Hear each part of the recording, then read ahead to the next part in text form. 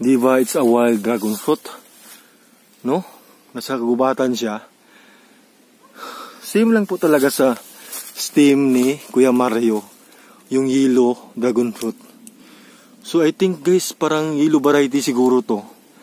So excited na ako. Oh? Kung ano yung kanyang bunga. No, I hope na ito ay yellow variety dragon fruit.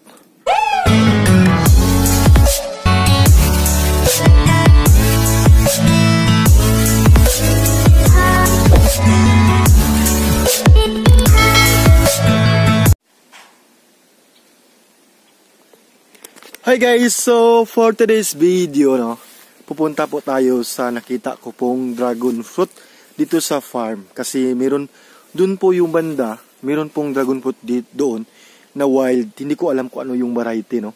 Kasi kakaiba po yung dragon fruit dito sa farm. So yung gagawin natin, magkuha tayo ng isa. Magsample po tayo, tapos itanim natin dito sa farm. Para malaman natin kung ano yung variety niya.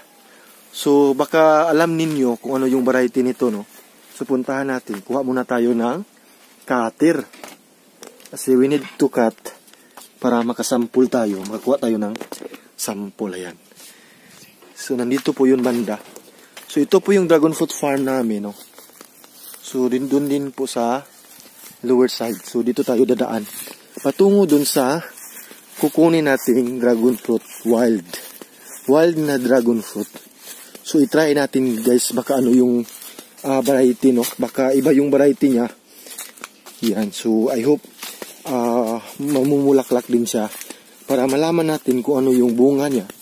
Kasi noon hindi ko po talaga yan ginagalaw. Baka hindi po yan dragon fruit. So nagdadalawang isip po talaga ako, kukunin ko ba or magsample ba ako. So ngayon is naisipan ko, i-try ko.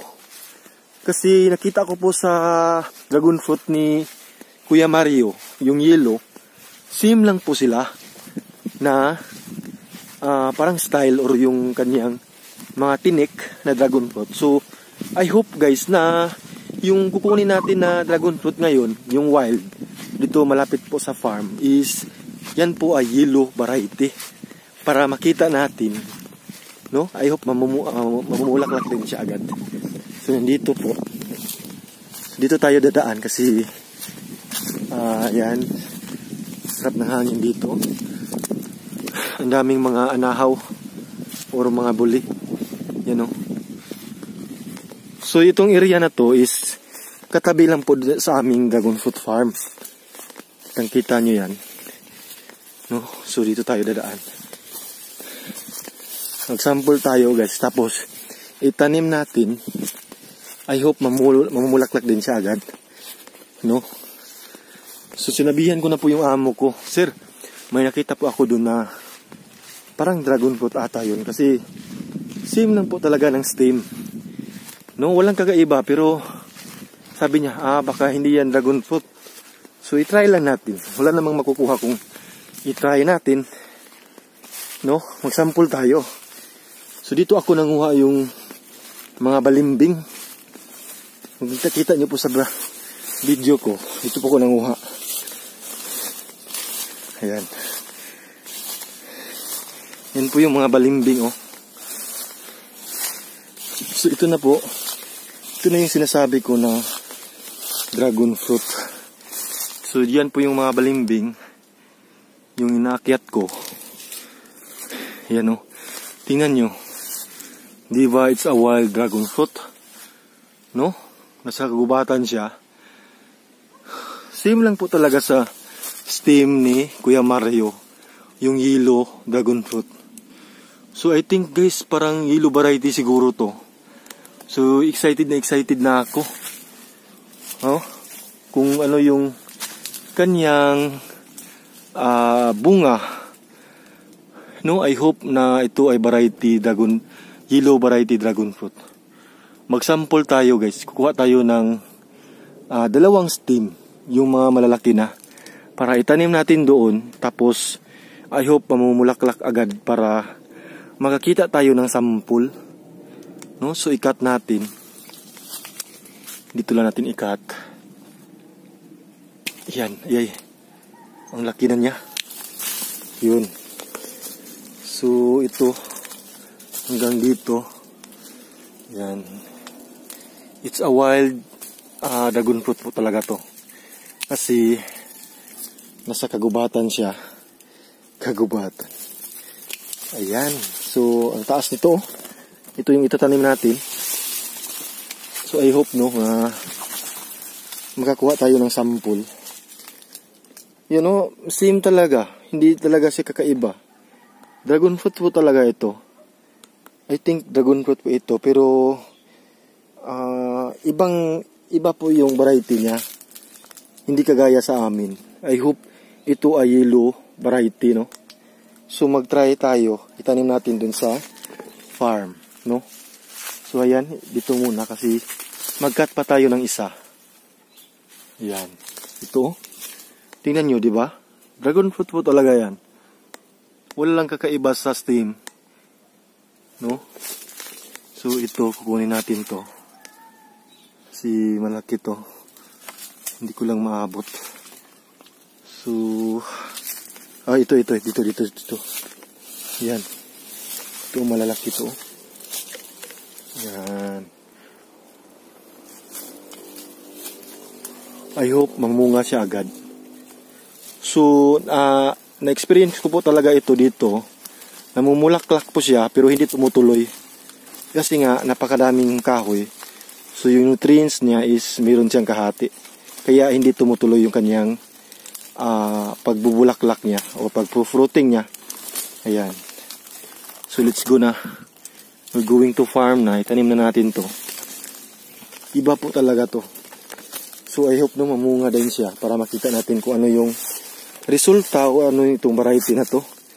Kasi, matagal na po talaga ako nag-iisip na mag-sample nito. No? Dalawa yung sasampulin natin. Yan. So, let's go na. Yan, guys. We're going to farm na po. No? Sana po itong variety na to is yellow dragon fruit. No? Yan, excited na po ako. Alam ko na excited kayo kasi ito po yung stem na kinuha ko is wild po, nasa kagubatan. Hindi natin alam kung ano yung variety niya.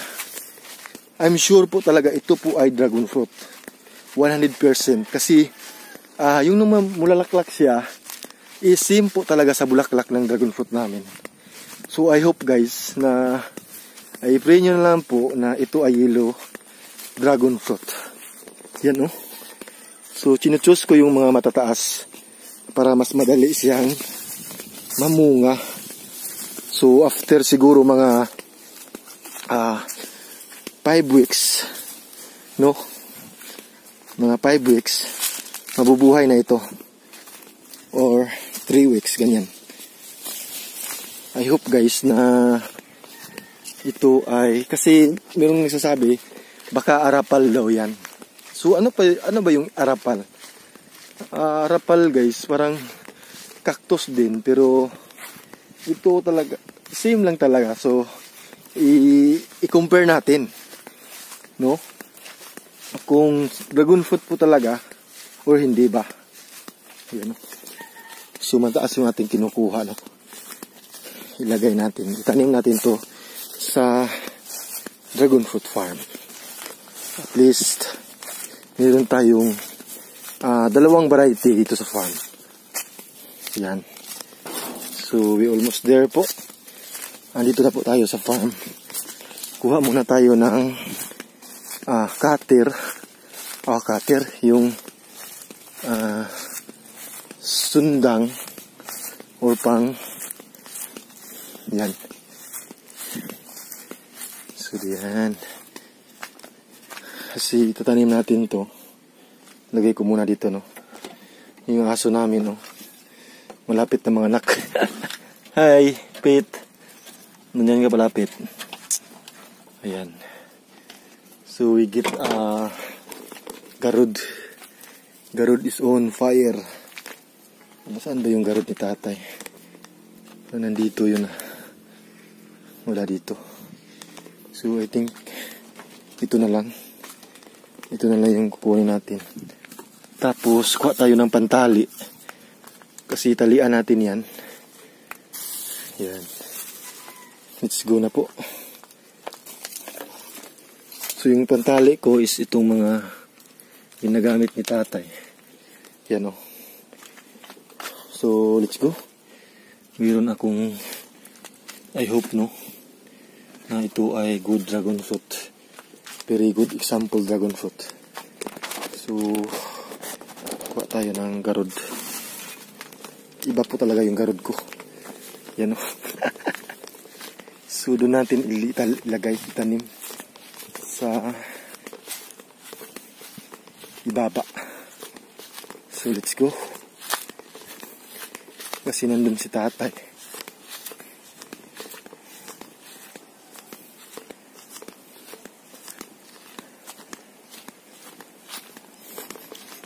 Yan.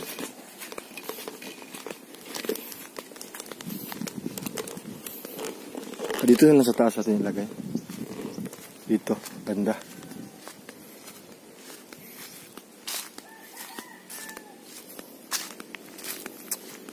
I hope no na ito ay good dragon fruit. Yan. Dito tayo natin ilagay. Eh, lalabali ako na uli. Habay tiki. Yan. Dito tayo. Dito natin siya ilagay sa gilid ng pusti. Yan po yung mga dragon fruit namin.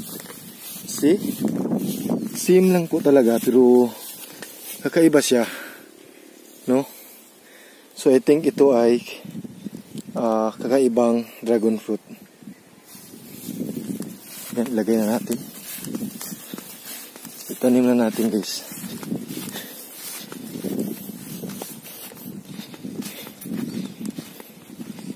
Dito natin itanim sa puno ng pusti. Puno ng pusti. Yan, dito na lang. Kuha tayo ng area. Oops. There we go. There we go. Dito na lang. Ayan o. Dito natin itanim guys. Yung ating ay. So hindi pala pwede guys kasi doon tayo sa kabila. Na. Let's go. Yan po. Punta na lang tayo dun sa pubos. Kasi full pack na dito. Sundun na lang sa lower side natin itanim. Kasi sample lang naman to. We need to sample po talaga. Kasi napakasayang, di ba? Wild dragon fruit tapos hindi mo nakalain mo ito ay magandang variety. Ito ay yellow. So at least meron na tayong yellow dito sa farm.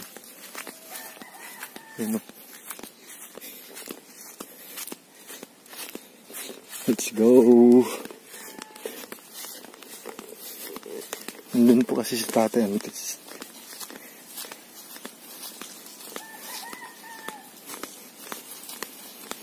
Doon natin to itanim sa mga bago naming taniman. Kasi para yan.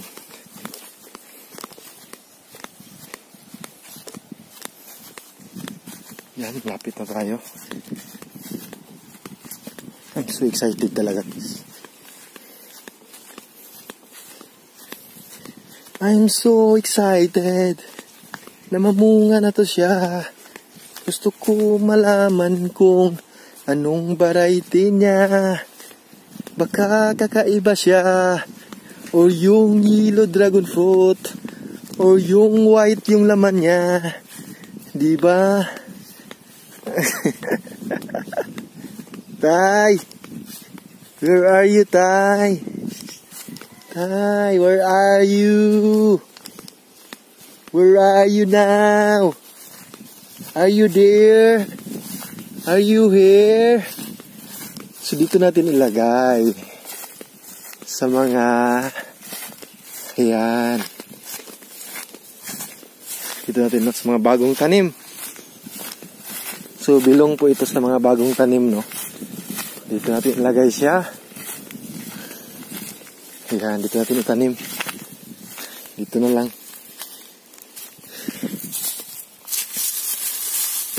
Okay. Okay. Okay.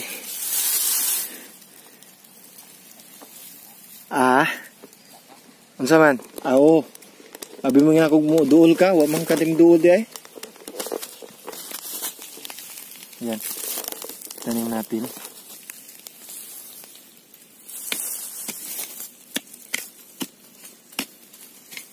Iyo.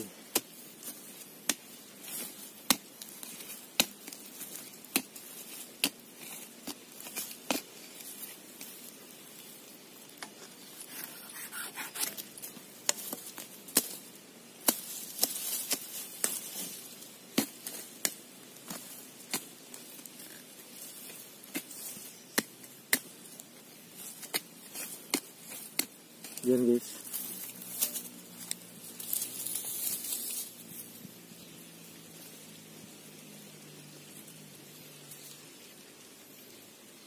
Talian natin. Pantali natin.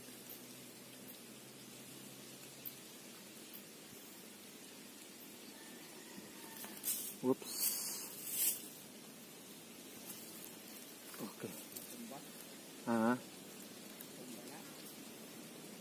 Ako gisampulan tay katong dito dapit tay ba.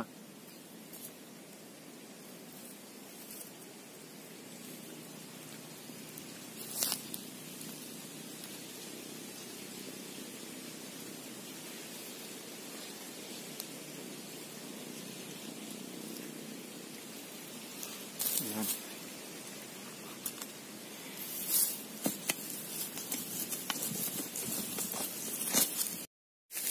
So, natanim na po natin yung isa. Yan o. Ito na po. Yan. Yan o. So, mataas po yung tinatanim ko para mas madali siyang mamunga. No? So, didiligan pa natin yan. So, yung isa itanim na natin. Ito o. Itong isa na to. So, dito natin itanim. Para dalawa sila. Diba? Dito na lang.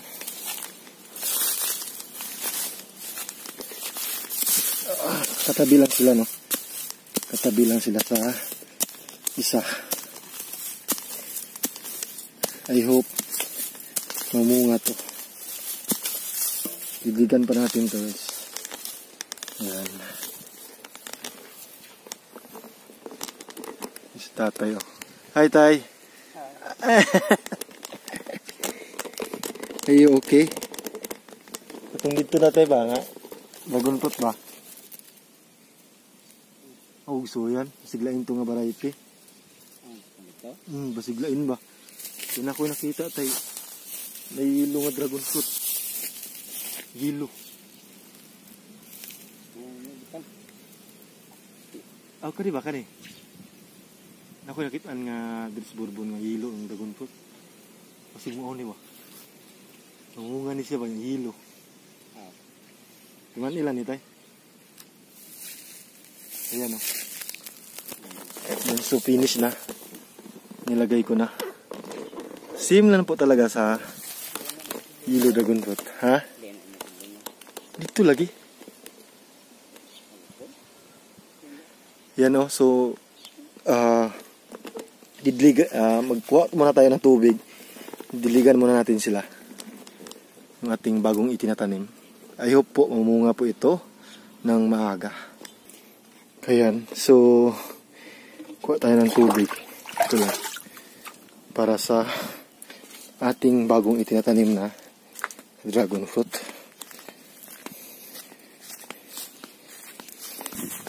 So ayan, nandito na tayo. Didiligan na natin siya. para mas mabuhay. Abangan nyo lang guys kung ano yung variety na to. So ito na.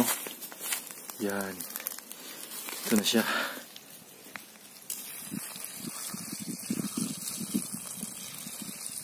Yan, dalawa po ito. Yung isa is ito.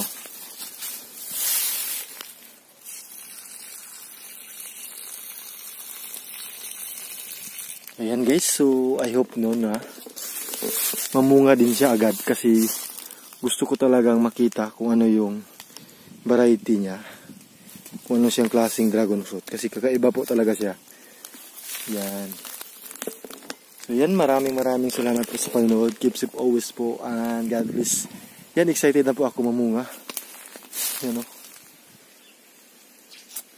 Bye bye, ingat po.